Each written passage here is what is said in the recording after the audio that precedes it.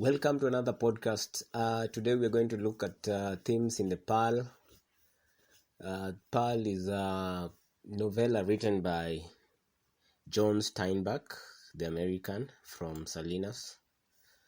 So what are the major themes in the Pearl?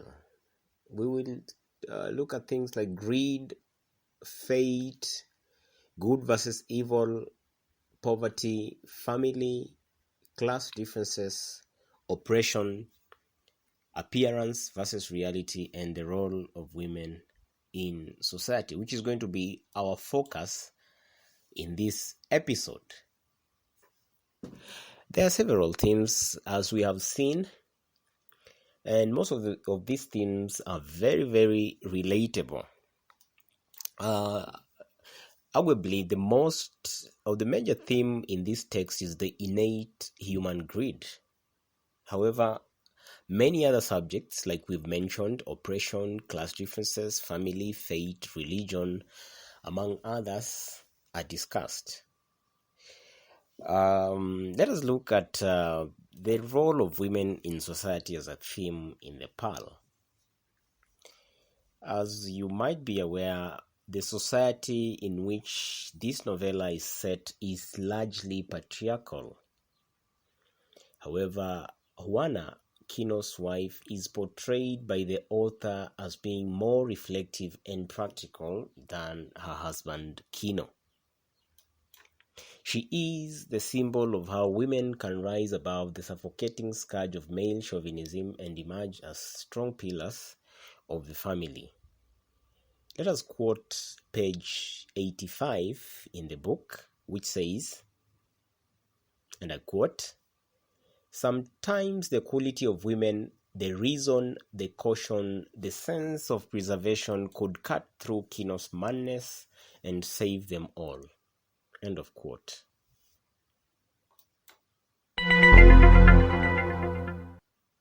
As much as the Pearl highlights several other themes, let us focus on the role of women in society. From the onset, Juana is portrayed as an industrious and responsible wife. We learn that her husband Kino could never remember seeing her eyes closed when he awakened. That is on page 17.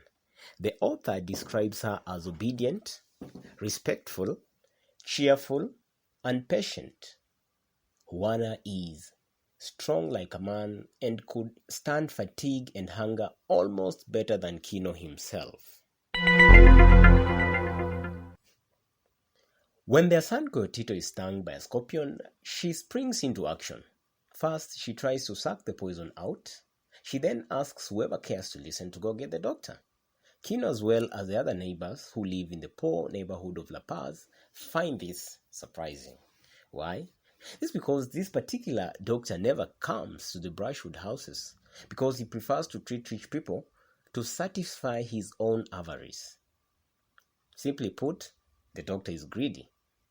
When it becomes apparent that the doctor won't come, she demands that they go to him.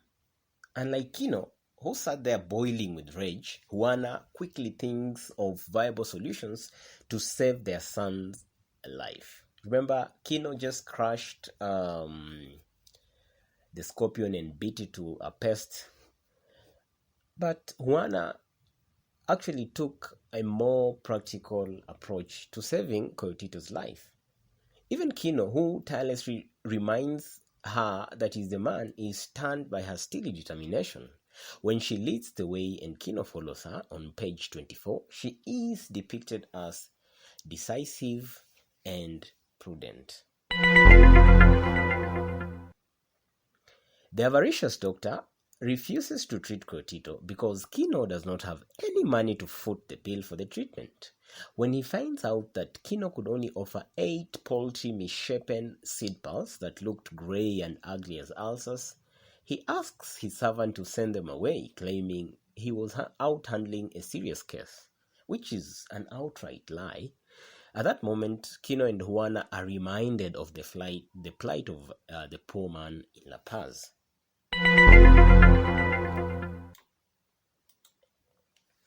They had to find a pearl with which they could pay the doctor in order to save Cotito's life. Juana understands the value of family when she accompanies her husband when he goes out pearl fishing, and this is on page 32. She also uses practical means to try and reduce the baby's pain when she gathers some brown seaweed and makes a poultice which she applies to the baby's swollen shoulder. Her quick action seems to have worked since the poison eventually recedes from Kotito's body. Juana understands her position as a wife and respects her husband. When the doctor comes to treat Kotito after he had got wind of Kino's pearl, Juana is suspicious of him. When he holds out his hand, she clutches the baby tight and looked at Kino as if waiting for his approval.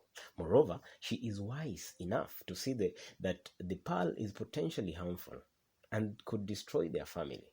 She says, "This thing is evil. It will destroy us." End of quote. She sees what Kino could not see.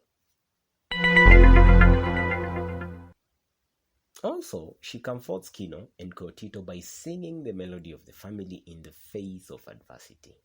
Juana is a protective, caring woman. She tries to stop Kino from walking out into the dark to confront the unknown person lurking around their brushwood hut with the intention of stealing his pearl. When she fails to stop him, and I quote, she seized a stone from the fireplace and rushed outside. That is on page 79.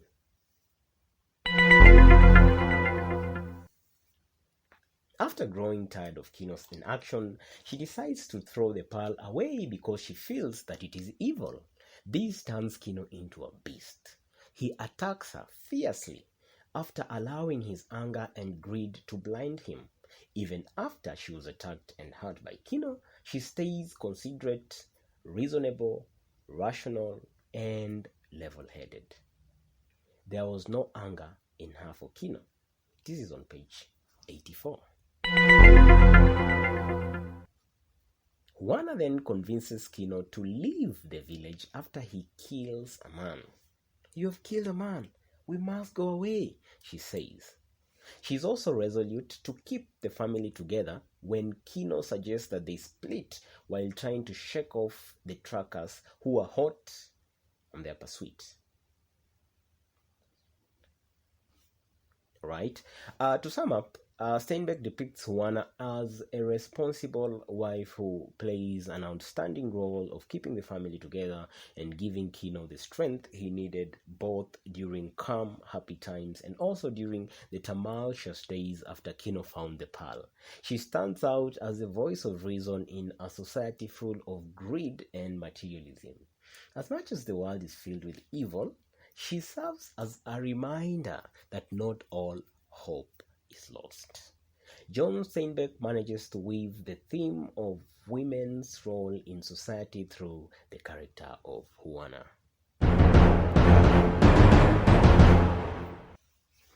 For students, you may want to attempt the following essay. Juana is portrayed as a voice of reason in La Paz.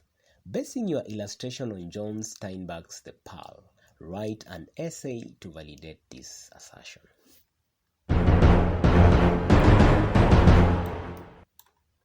We have come to the end of this episode, and in the next episode, we shall focus on the theme of greed. Be sure to check out our YouTube channel, subscribe, and also check out our blog, wekati.blogspot.com. Thank you.